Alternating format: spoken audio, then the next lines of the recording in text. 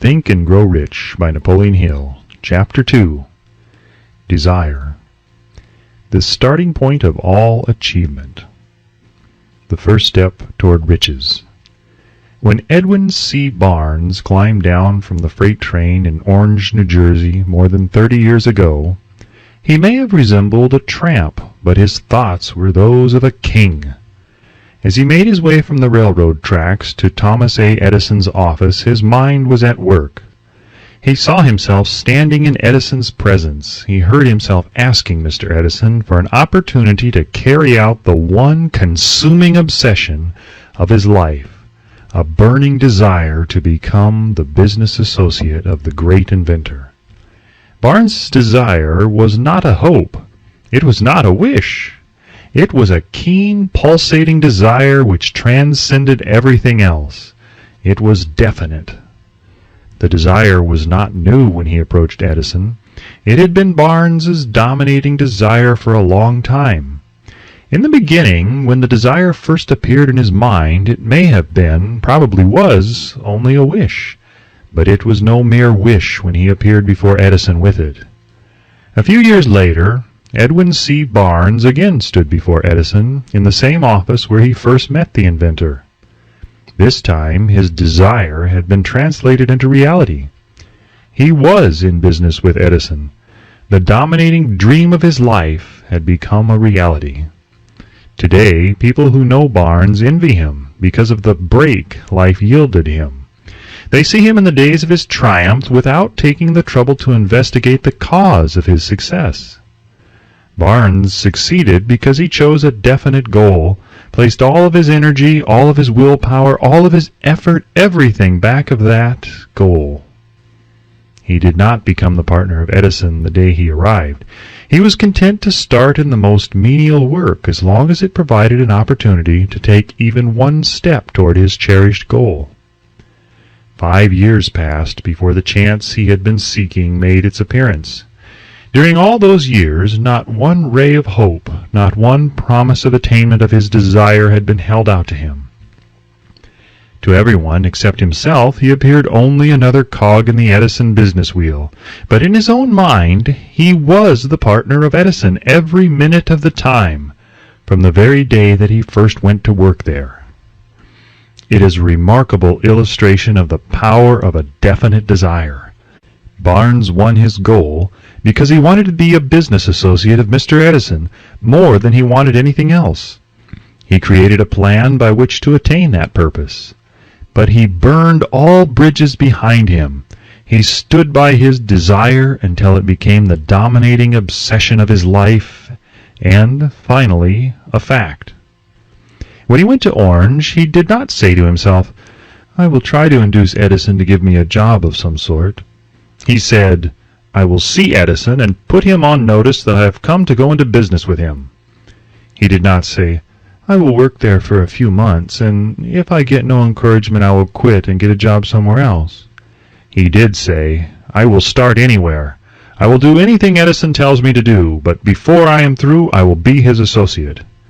He did not say, "I will keep my eyes open for another opportunity in case I fail to get what I want in the Edison organization." He said, "There is but one thing in this world that I am determined to have, and that is a business association with Thomas A. Edison. I will burn all bridges behind me and stake my entire future on my ability to get what I want." He left himself no possible way of retreat. He had to win or perish. That is all there is to the Barnes story of success. A long while ago, a great warrior faced a situation which made it necessary for him to make a decision which inspired his success on the battlefield. He was about to send his armies against a powerful foe whose men outnumbered his own. He loaded his soldiers into boats, sailed to the enemy's country, unloaded soldiers and equipment, then gave the order to burn the ships that had carried them. Addressing his men before the first battle, he said, "You see the boats going up in smoke? That means that we cannot leave these shores alive unless we win. We now have no choice. We win or we perish." They won. Every person who wins in any undertaking must be willing to burn his ships and cut all sources of retreat. Only by doing so can one be sure of maintaining that state of mind as a burning desire to win, essential to success. The morning after the Great Chicago Fire, a group of merchants stood on State Street looking at the smoking remains of what had been their stores. They went into a conference to decide if they would try to rebuild or leave Chicago and start over in a more promising section of the country. They reached a decision, all except one, to leave Chicago. The merchant who decided to stay and rebuild pointed a finger at the remains of his store and said, "Gentlemen, on that very spot I will build the world's greatest store, no matter how many times it may burn down." That was more than 50 years ago. The store was built. It stands there today, a towering monument to the power of that state of mind known as burning desire. The easy thing for Marshall Field to have done would have been exactly what his fellow merchants did. When the going was hard and the future looked dismal, they pulled up and went where the going seemed easier. Mark well this difference between Marshall Field and the other merchants, because it is the same difference which distinguishes Edwin C. Barnes from thousands of other young men who have worked in the Edison organization. It is the same difference which distinguishes practically all who succeed from those who fail. Every human being who reaches the age of understanding of the purpose of money wishes for it. Wishing will not bring riches, but desiring riches with a state of mind that becomes an obsession, then planning definite ways and means to acquire riches, and backing those plans with persistence which does not recognize failure, will bring riches. The method by which desire for riches can be transmuted into its financial equivalent consists of 6 definite practical steps, viz. First, fix in your mind the exact amount of money you desire. It is not sufficient merely to say, "I want plenty of money." Be definite as to the amount. There is a psychological reason for definiteness which will be described in a subsequent chapter. Second, determine exactly what you intend to give in return for the money you desire. There is no such reality as something for nothing. Third, establish a definite date when you intend to possess the money you desire. Fourth, create a definite plan for carrying out your desire, and begin at once, whether you are ready or not, to put this plan into action. Fifth, write out a clear, concise statement of the amount of money you intend to acquire. Name the time limit for its acquisition. State what you intend to give in return for the money, and describe clearly the plan through which you intend to accumulate it. Sixth, read your written statement aloud twice daily, once just before retiring at night, and once after arising in the morning. As you read, see and feel and believe yourself already in possession of the money. It is important that you follow the instructions described in these 6 steps. It is especially important that you observe and follow the instructions in the 6th paragraph. You may complain that it is impossible for you to see yourself in possession of money before you actually have it. Here is where a burning desire will come to your aid.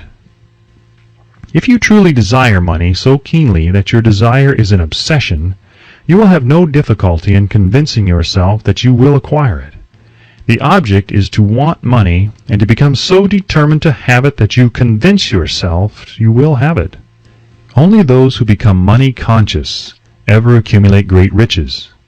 Money consciousness means that the mind has become so thoroughly saturated with the desire for money that one can see one's self already in possession of it. To the uninitiated, who has not been schooled in the working principles of the human mind, these instructions may appear impractical. It may be helpful to all who fail to recognize the soundness of the 6 steps to know that the information they convey was received from Andrew Carnegie, who began as an ordinary laborer in the steel mills, but managed, despite his humble beginning, to make these principles yield himself a fortune of considerably more than $100 million. It may be of further help to know that the 6 steps here recommended were carefully scrutinized by the late Thomas A. Edison, who placed his stamp of approval upon them as being not only the steps essential for the accumulation of money, but necessary for the attainment of any definite goal. The steps call for no hard labor. They call for no sacrifice. They do not require one to become ridiculous or credulous. To apply them calls for no great amount of education, but the successful application of these 6 steps does call for sufficient imagination to enable one to see and to understand that accumulation of money cannot be left to chance, good fortune, and luck.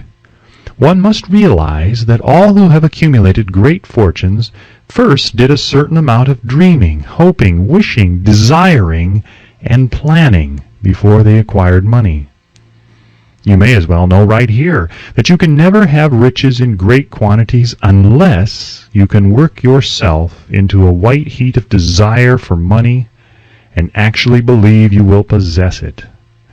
You may as well know also that every great leader from the dawn of civilization down to the present was a dreamer. Christianity is the greatest potential power in the world today because its founder was an intense dreamer who had the vision and the imagination to see realities in their mental and spiritual form before they had been transmuted into physical form. If you do not see the great riches in your imagination, you will never see them in your bank balance. Never in the history of America has there been so great an opportunity for practical dreamers as now exists. The 6-year economic collapse has reduced all men substantially to the same level. A new race is about to be run. The stakes represent huge fortunes which will be accumulated within the next 10 years. The rules of the race have changed because we now live in a changed world that definitely favors the masses, those who had but little or no opportunity to win under the conditions existing during the Depression, when fear paralyzed growth and development. We who are in this race for riches should be encouraged to know that this changed world in which we live is demanding new ideas, new ways of doing things, new leaders, new inventions, new methods of teaching, new methods of marketing, new books, new literature, new features for the radio, new ideas for moving pictures. Back of all this demand for new and better things, there is one quality which one must possess to win, and that is definiteness of purpose, the knowledge of what one wants and a burning desire to possess it. The business depression marked the death of one age and the birth of another. This changed world requires practical dreamers who can and will put their dreams into action. The practical dreamers have always been and always will be the pattern makers of civilization. We who desire to accumulate riches should remember the real leaders of the world always have been men who harnessed and put into practical use the intangible, unseen forces of unborn opportunity, and have converted those forces, or impulses of thought, into skyscrapers, cities, factories, airplanes, automobiles, and every form of convenience that makes life more pleasant. Tolerance and an open mind are practical necessities of the dreamer of today. Those who are afraid of new ideas are doomed before they start. Never has there been a time more favorable to pioneers than the present.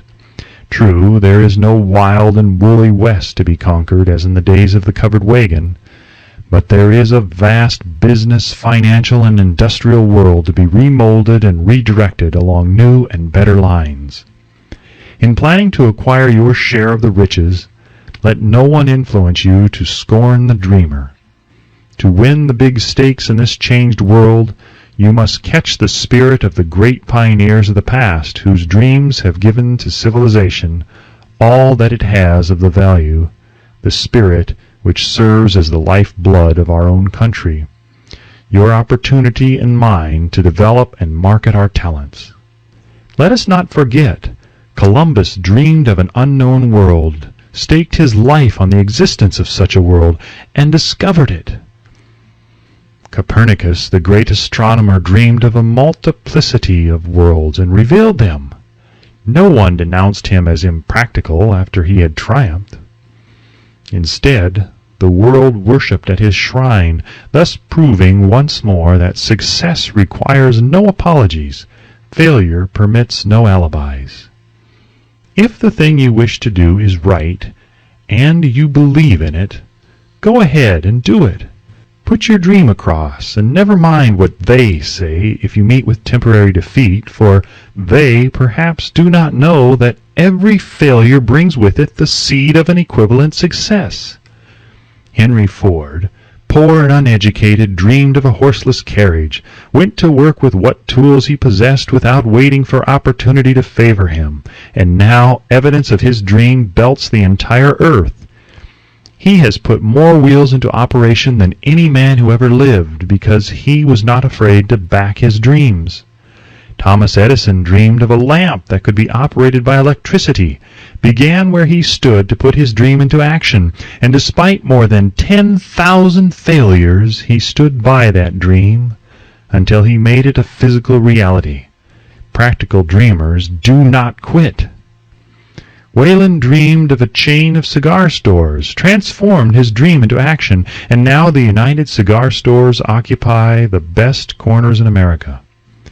Lincoln dreamed of freedom for the black slaves, put his dream into action, and barely missed living to see a united North and South translate his dream into reality. The Wright brothers dreamed of a machine that would fly through the air. Now one may see evidence all over the world that they dreamed soundly. Marconi dreamed of a system for harnessing the intangible forces of the ether. Evidence that he did not dream in vain may be found in every wireless and radio in the world. Moreover, Marconi's dream brought the humblest cabin and the most stately manor house side by side. It made the people of every nation on earth backdoor neighbors. It gave the President of the United States a medium by which he may talk to all the people of America at one time and on short notice. It may interest you to know that Marconi's friends had him taken into custody and examined in a psychopathic hospital when he announced he had discovered a principle through which he could send messages through the air without the aid of wires or other direct physical means of communication. The dreamers of today fare better. The world has become accustomed to new discoveries. Nay, it has shown a willingness to reward the dreamer who gives the world a new idea. The greatest achievement was at first, and for a time, but a dream. The oak sleeps in the acorn, the bird waits in the egg, and in the highest vision of the soul, a waking angel stirs. Dreams are the seedlings of reality. Awake, arise, and assert yourself, you dreamers of the world. Your star is now in the ascendancy.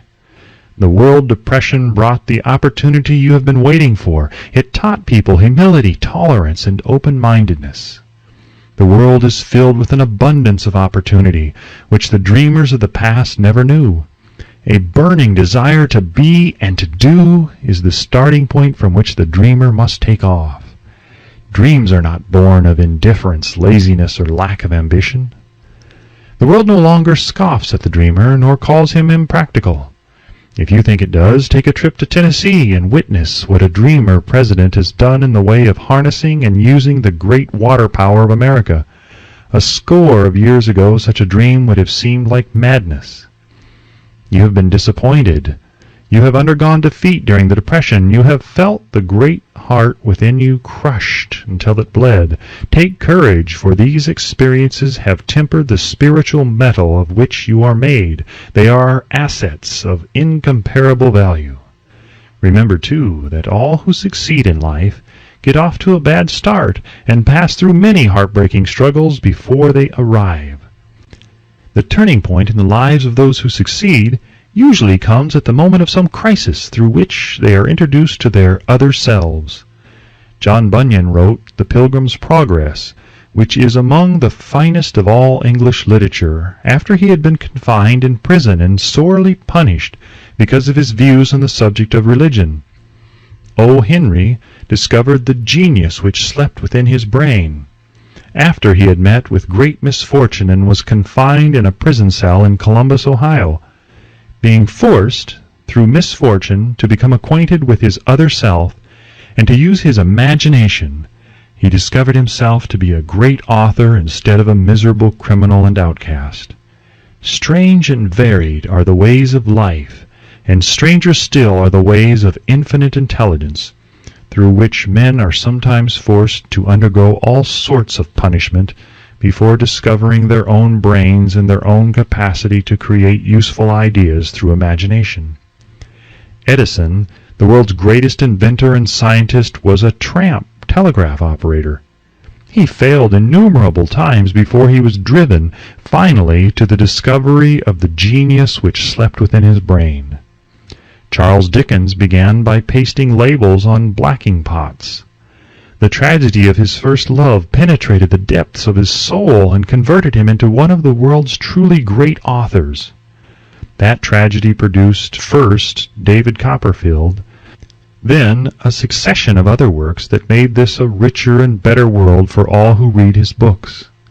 Disappointment over love affairs generally has the effect of driving men to drink and women to ruin, and this because most people never learn the art of transmuting their strongest emotions into dreams of a constructive nature. Helen Keller became deaf, dumb, and blind shortly after birth. Despite her greatest misfortune, she has written her name indelibly in the pages of the history of the great. Her entire life has served as evidence that no one ever is defeated until defeat has been accepted as a reality. Robert Burns was an illiterate country lad. He was cursed by poverty and grew up to be a drunkard in the bargain. The world was made better for his having lived because he clothed beautiful thoughts in poetry, and thereby plucked a thorn and planted a rose in its place. Booker T. Washington was born in slavery, handicapped by race and color. Because he was tolerant, had an open mind at all times on all subjects, and was a dreamer, he left his impress for good on an entire race. Beethoven was deaf. Milton was blind, but their names will last as long as time endures, because they dreamed and translated their dreams into organized thought. Before passing to the next chapter, kindle anew in your mind the fire of hope, faith, courage, and tolerance. If you have these states of mind and a working knowledge of the principles described, all else that you need will come to you when you are ready for it.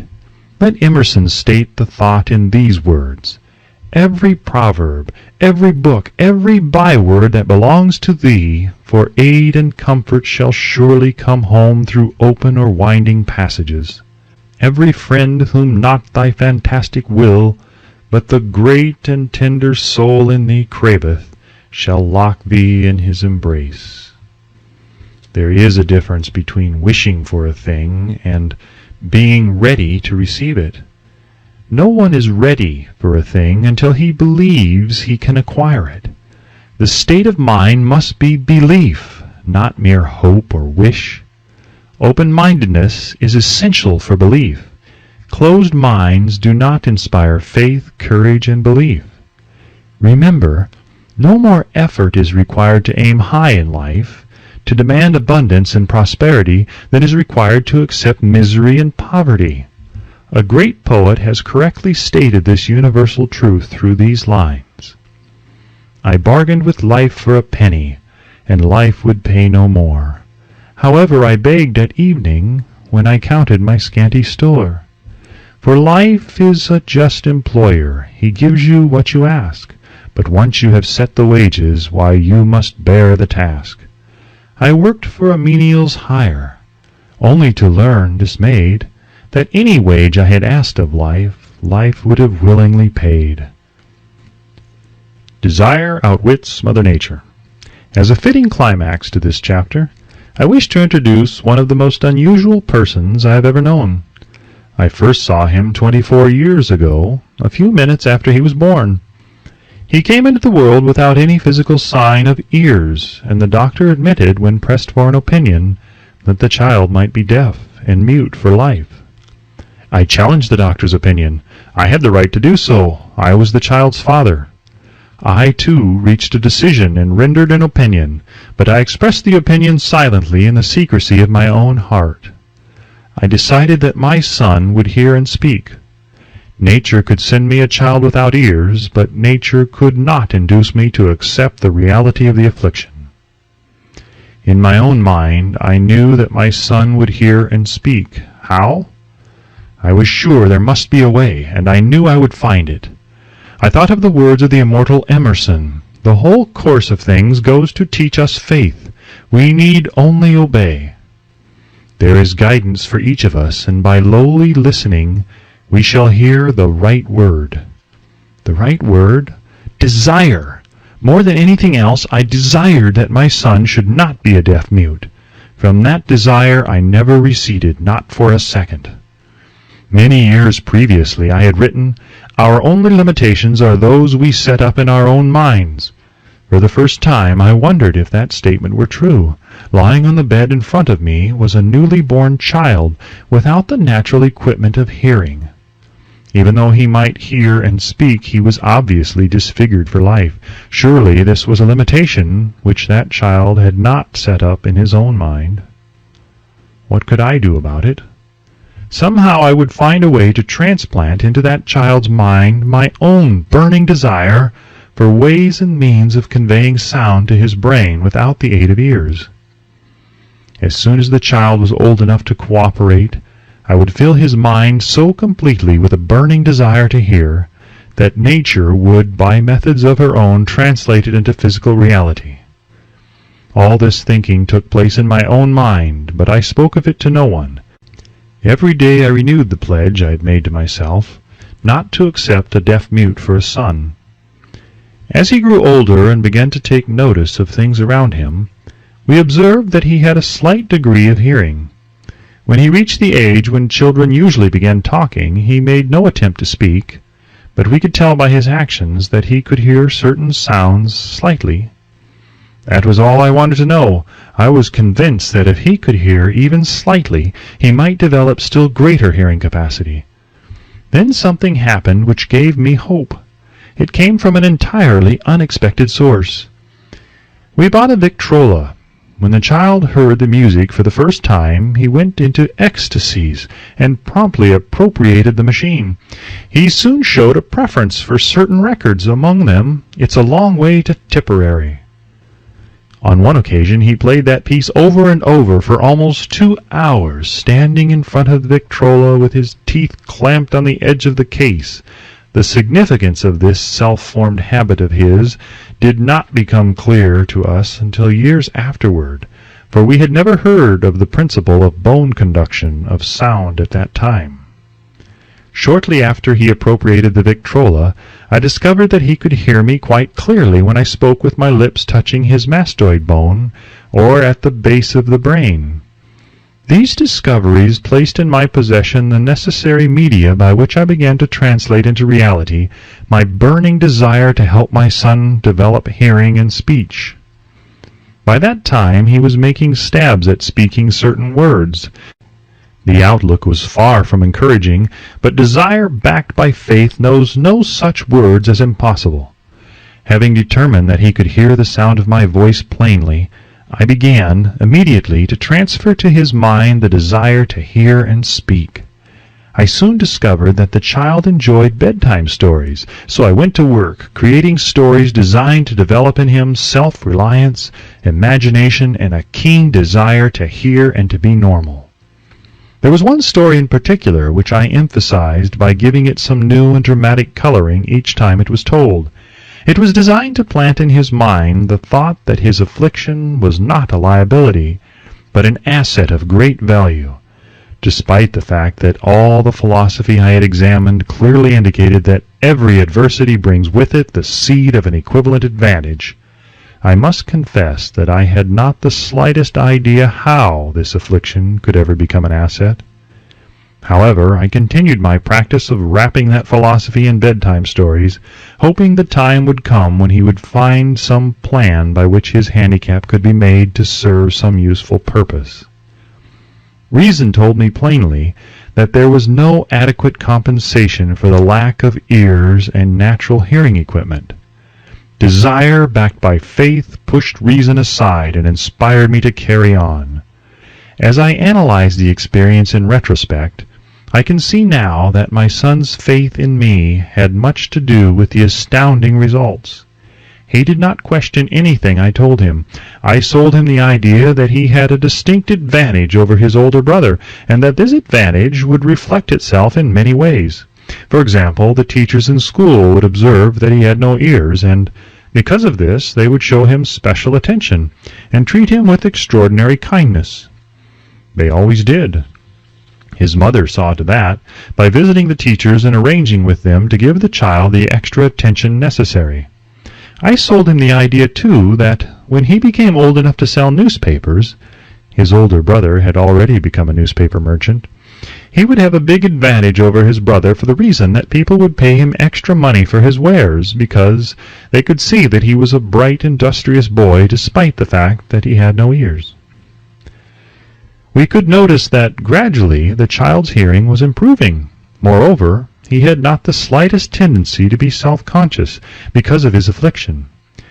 When he was about 7, he showed the first evidence that our method of servicing his mind was bearing fruit.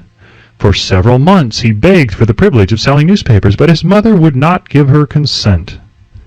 She was afraid that his deafness made it unsafe for him to go on the street alone. Finally, he took matters into his own hands.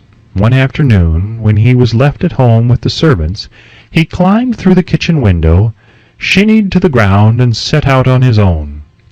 He borrowed 6 cents in capital from the neighborhood shoemaker, invested it in papers, sold out, reinvested, and kept repeating until late in the evening. After balancing his accounts and paying back the 6 cents he had borrowed from his banker, he had a net profit of 42 cents. When he got home that night, we found him in bed asleep with the money tightly clenched in his hand.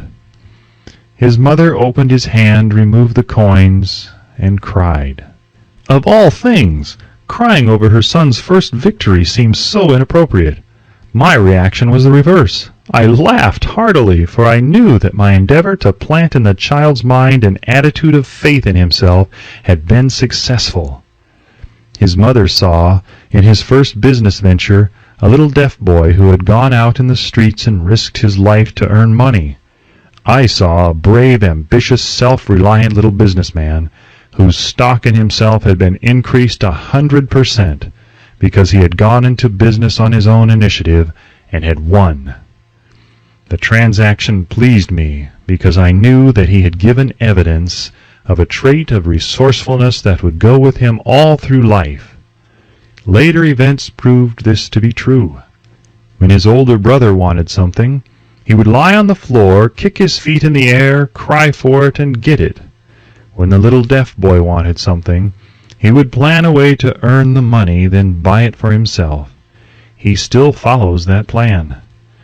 Truly, my own son has taught me that handicaps can be converted into stepping stones on which one may climb towards some worthy goal, unless they are accepted as obstacles and used as alibis.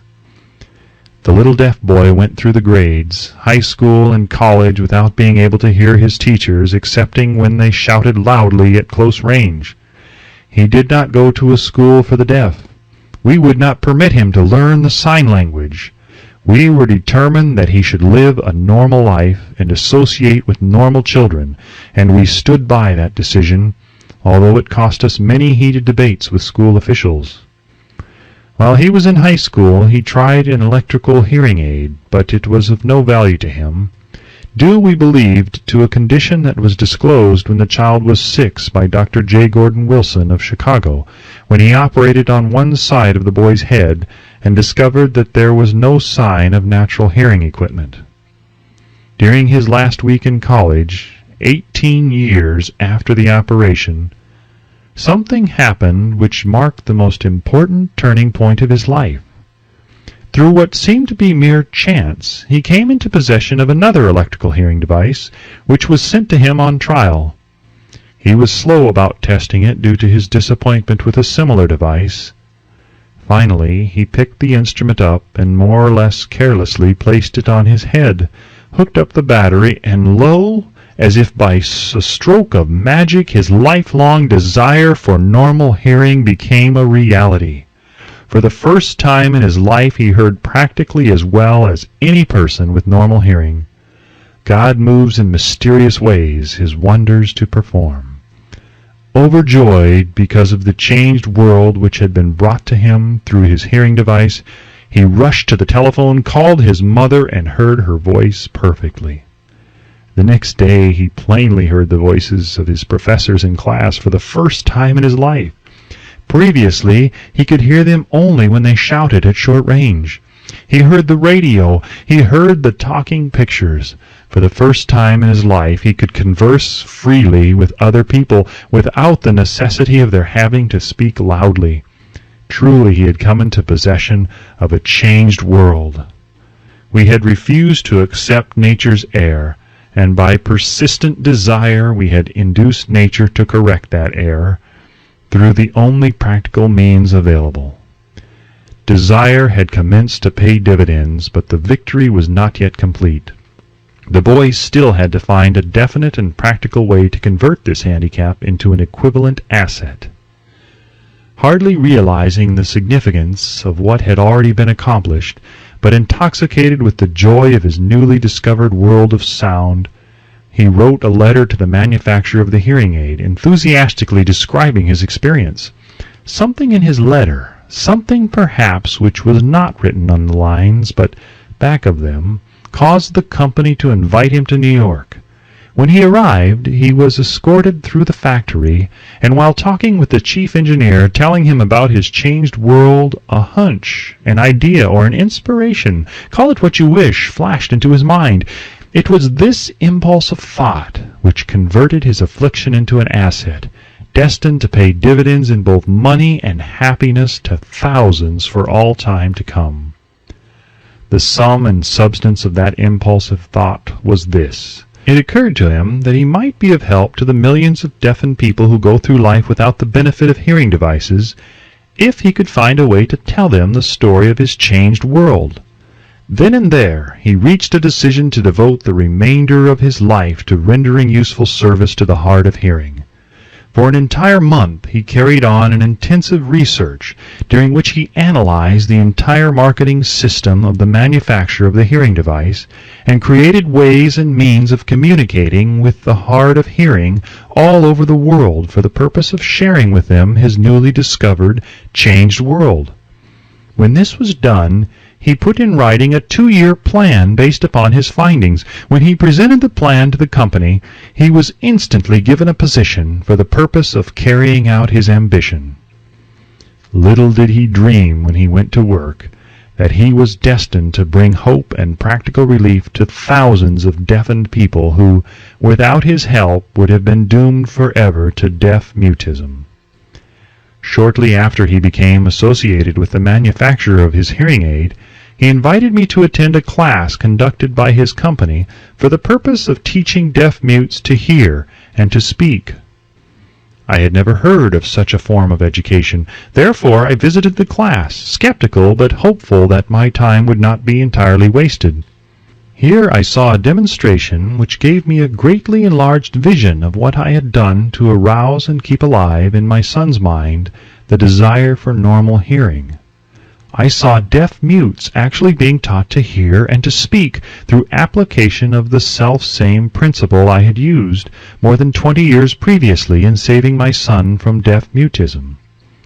Thus, through some strange turn of the wheel of fate, my son Blair and I have been destined to aid in correcting deaf mutism for those as yet unborn, because we are the only living human beings, as far as I know, who have established definitely the fact that deaf mutism can be corrected to the extent of restoring to normal life those who suffer with this affliction. It has been done for one, it will be done for others. There is no doubt in my mind that Blair would have been a deaf mute all his life if his mother and I had not managed to shape his mind as we did. The doctor who attended at his birth told us, confidently, the child might never hear or speak. A few weeks ago, Dr. Irving Voorhees, a noted specialist on such cases, examined Blair very thoroughly. He was astounded when he learned how well my son now hears and speaks, and said his examination indicated that, theoretically, the boy should not be able to hear at all. But the lad does hear, despite the fact that X-ray pictures show there is no opening in the skull whatsoever from where his ears should be to the brain.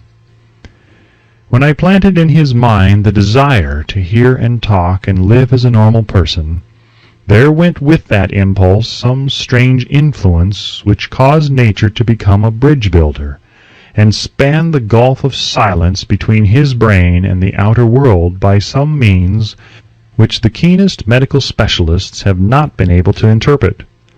It would be sacrilege for me to even conjecture as to how nature performed this miracle.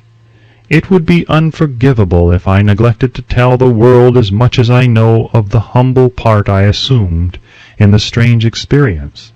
It is my duty and a privilege to say I believe, and not without reason, that nothing is impossible to the person who backs desire with enduring faith. Verily, a burning desire has devious ways of transmuting itself into its physical equivalent. Blair desired normal hearing. Now he has it. He was born with a handicap which might easily have sent one with a less defined desire to the street with a bundle of pencils and a tin cup. That handicap now promises to serve as the medium by which he will render useful service to many millions of hard of hearing, also to give him useful employment at adequate financial compensation the remainder of his life. The little white lies I planted in his mind when he was a child by leading him to believe his affliction would become a great asset, which he could capitalize, has justified itself. Verily, there is nothing right or wrong which belief plus burning desire cannot make real. These qualities are free to everyone. In all of my experience in dealing with men and women who had personal problems, I never handled a single case which more definitely demonstrates the power of desire. Authors sometimes make the mistake of writing of subjects of which they have but superficial or very elementary knowledge.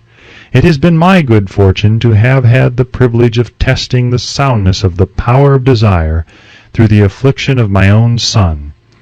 Perhaps it was providential that the experience came as it did, for surely no one is better prepared than he to serve as an example of what happens when desire is put to the test.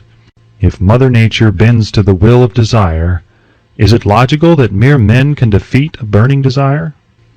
Strange and imponderable is the power of the human mind. We do not understand the method by which it uses every circumstance, every individual, every physical thing within its reach as a means of transmuting desire into its physical counterpart. Perhaps science will uncover this secret. I planted in my son's mind the desire to hear and to speak as any normal person hears and speaks. That desire has now become a reality. I planted in his mind the desire to convert his greatest handicap into his greatest asset. That desire has been realized. The modus operandi by which this astounding result was achieved is not hard to describe. It consisted of three very definite facts. First, I mixed faith with the desire for normal hearing, which I passed on to my son. Second, I communicated my desire to him in every conceivable way available, through persistent, continuous effort over a period of years. Third, he believed me. As this chapter was being completed, news came of the death of Madame Schumann Heink. One short paragraph in the news dispatch gives the clue to this unusual woman's stupendous success as a singer. I quote the paragraph because the clue it contains is none other than desire. Early in her career, Madame Schumann Heink visited the director of the Vienna Court Opera to have him test her voice. But he did not test it. After taking one look at the awkward and poorly dressed girl, he exclaimed none too gently, "With such a face and with no personality at all, how can you ever expect to succeed in opera? My good child, give up the idea. Buy a sewing machine and go to work. You can never be a singer." Never is a long time. The director of the Vienna Court Opera knew much about the technique of singing. He knew little about the power of desire when it assumes the proportion of an obsession. If he had known more of that power, he would not have made the mistake of condemning genius without giving it an opportunity. Several years ago, one of my business associates became ill. He became worse as time went on and finally was taken to the hospital for an operation. Just before he was wheeled into the operating room, I took a look at him and wondered how anyone as thin and emaciated as he could possibly go through a major operation successfully. The doctor warned me that there was little if any chance of my ever seeing him alive again. But that was the doctor's opinion. It was not the opinion of the patient. Just before he was wheeled away, he whispered feebly, "Do not be disturbed, Chief. I will be out of here in a few days." The attending nurse looked at me with pity. But the patient did come through safely. After it was all over, his physician said, "Nothing but his own desire to live saved him. He never would have pulled through it if he had not refused to accept the possibility of death." I believe in the power of desire backed by faith because I have seen this power lift men from lowly beginnings to places of power and wealth. I have seen it rob the grave of its victims. I have seen it serve as the medium by which men staged a comeback after having been defeated in 100 different ways. I have seen it provide my own son with a normal, happy, successful life despite nature's having sent him into the world without ears. How can one harness and use the power of desire? This has been answered through this and the subsequent chapters of this book. This message is going out to the world at the end of the longest and perhaps the most devastating depression America has ever known. It is reasonable to presume that the message may come to the attention of many who have been wounded by the depression, those who have lost their fortunes, others who have lost their positions, and great numbers who must reorganize their plans and stage a comeback. To all these I wish to convey the thought that all achievement, no matter what may be its nature or its purpose, must begin with an intense, burning desire for something definite. Through some strange and powerful principle of mental chemistry, which she has never divulged, nature wraps up in the impulse of strong desire that something which recognizes no such word as impossible and accepts no such reality as failure.